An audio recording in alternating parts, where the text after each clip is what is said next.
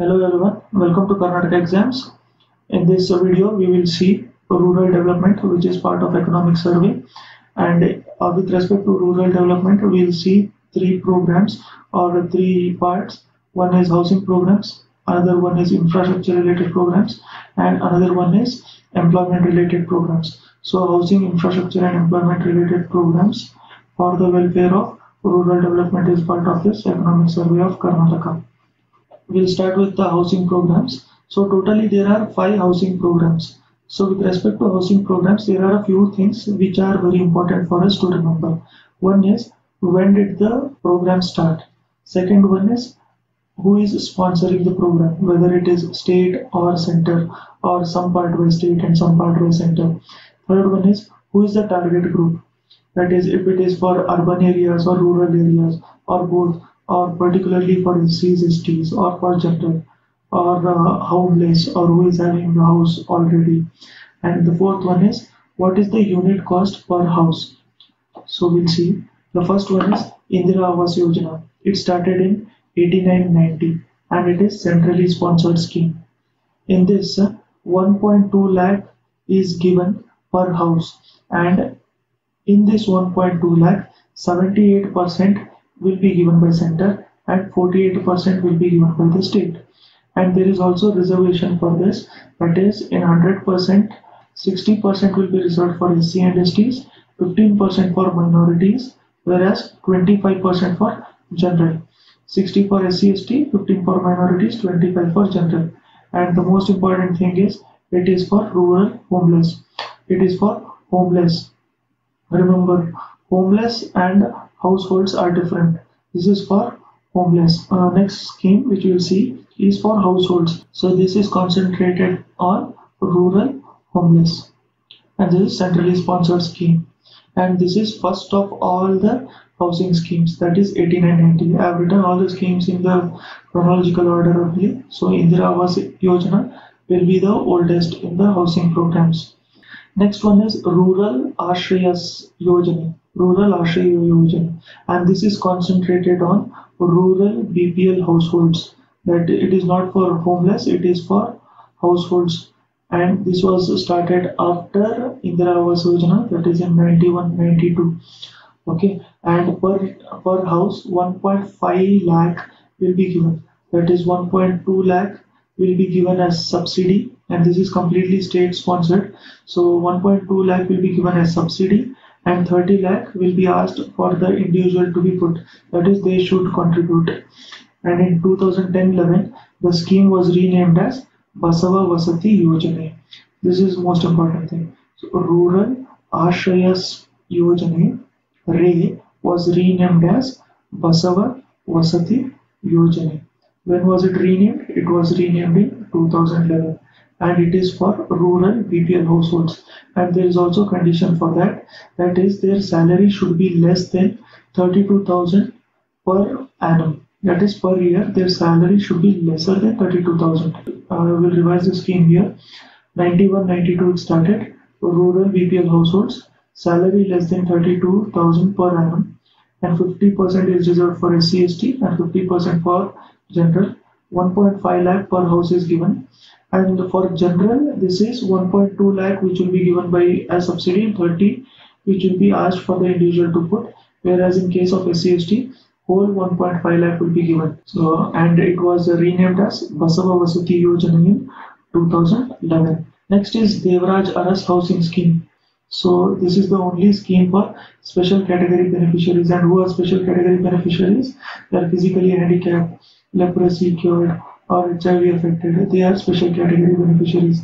The scheme was started in 2014 and 2015. And who selects these beneficiaries? There will be committee, district committee, which is headed by DC or deputy commissioner.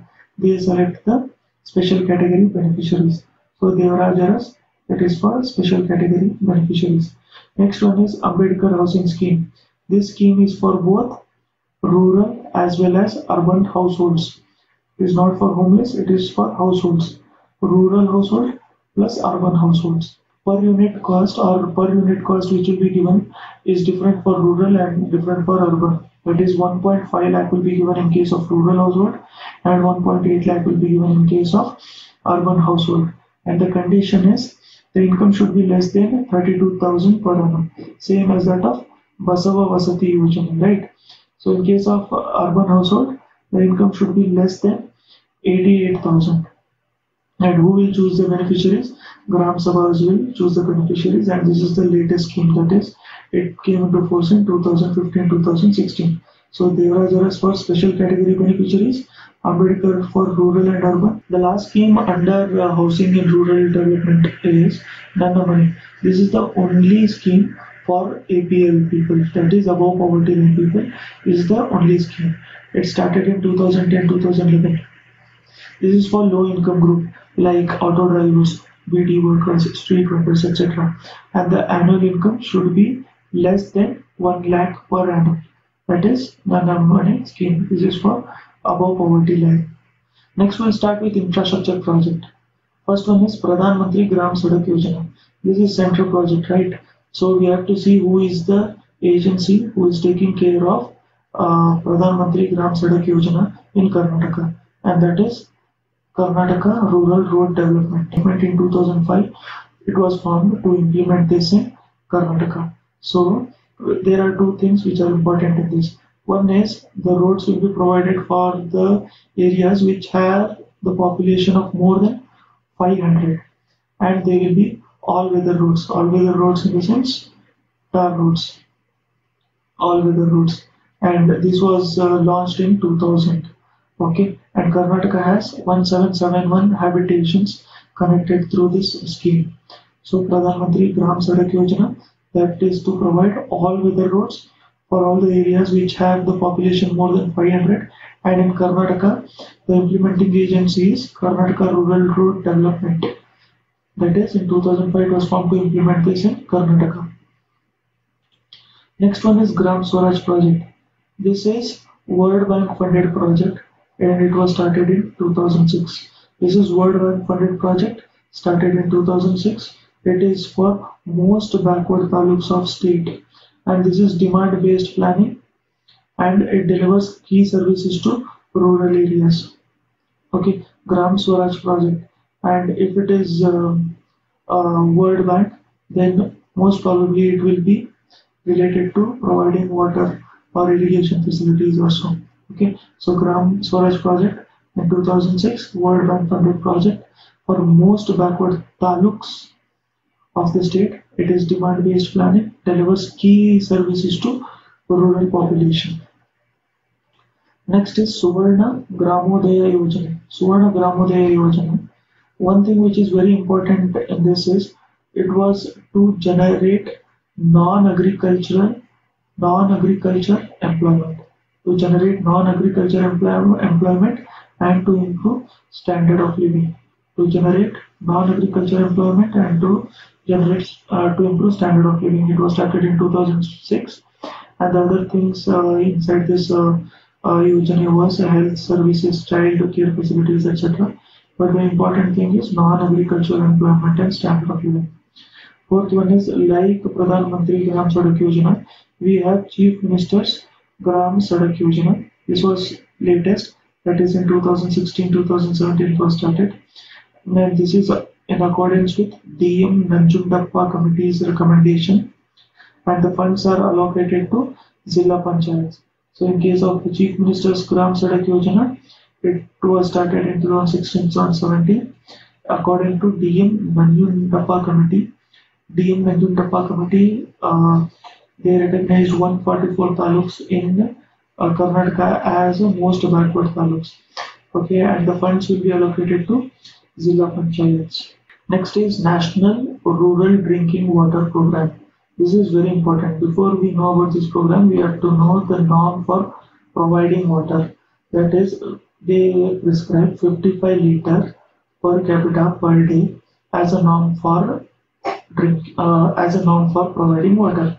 In this 55, they say 3 liters will be for drinking, 3 liters for cooking, 15 for bathing, 10 liters for washing utensils, 10 liters for toilet, 12 liters for washing clothes and other uses. Total 55 liters. 55 liters LPCD. What is LPCD? Liter per capita per day.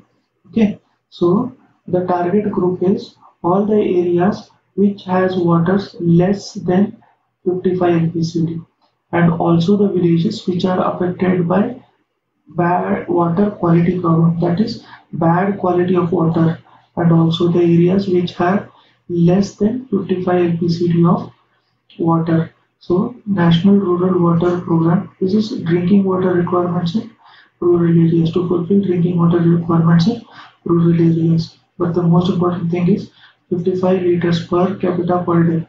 That is the norm provided for water. The sixth one under infrastructure is Desert Development Program, or DDP. As the name suggests, the target is drought-prone districts. After Rajasthan, Karnataka is the state which is having largest amount of area under deserts.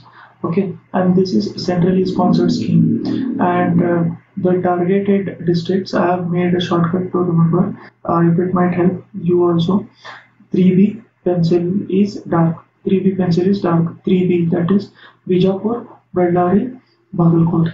D for Davangere, R for Raichur, and K for Koppal. That is 3B pencil is dark. Bijapur, Bellary, Bagalkot, Davangere, Raichur, Koppal. And this is to provide 70 LPCD, that is liquid per capita per day of water to human beings and cattle in desert development program for drought-prone districts. Next one is Jal Nirman program, and as it is water-related project, it has a lot of probability of being funded by World Bank. That is World Bank assisted, and the target is rural population. It is to provide safe drinking water and also sanitation. Jal Nirman for drinking water and sanitation, World Bank assisted, and it is demand-driven project. The last one under infrastructure is Gramina Gaurava Yojana. The target is SC/ST families, both SC/ST families. Under this scheme, bathroom will be provided for SC/ST families, and the cost of rupees 20,000. That will be toilet cum bathroom facilities. So Jal Nirman for World Bank assisted drinking water and sanitation. Gramina Gaurava only sanitation or toilet cum bathroom, and 20,000 cost will be given, and the bathroom will be for SC and ST families. The target group is SC and ST families. Next is employment related projects, and the first among that is Swarna Jayanti Gram Swarozgar Yojana. This is centrally sponsored. Okay, and the share is 75-25, that is 75% by center and 25% of that of the state. So this reviews the following. One is integrated rural development programs will be reviewed, training of rural youth for self-employment, that is TRISEM will be reviewed, and development of women and children in rural areas, and Million Well schemes, Ganga Kalyan Yojana. So all these five will be reviewed by Swarna Jayanti Gram Swarozgar Yojana. And this was launched in 1999, and the aim of this is to bring Swarozgars above poverty line. And as I said earlier, the ratio is 75-25. That was about Swarna Jayanti Gram Swarozgar Yojana. The Swarna Jayanti Gram Swarozgar Yojana was remodeled into NRLM, that is National Rural Livelihood Mission, or Ajivika. Okay, Swarna Jayanti Gram Swarozgar. What is Swarozgar? Swarozgar is self-employment. Okay, this was remodeled into NRLM, and this comes under Ministry of Rural Development, obviously. Okay, and it is world's largest initiative to improve livelihood of poor. And under this NRLM, it promotes self-employment and organization of rural poor, and it also organizes poor into self-help groups, and makes them capable of self-employment.